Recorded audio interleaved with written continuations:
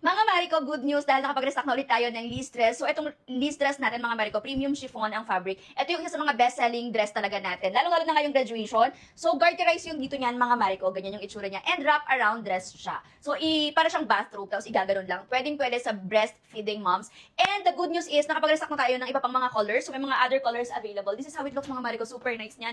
At the same time, meron na din yang inner lining. Ayan, breathable ang fabric. Very nice. Can fit hanggang extra large body frame ito, ha. Pakita ko sa inyo yung other color. So, this is Liz Brown.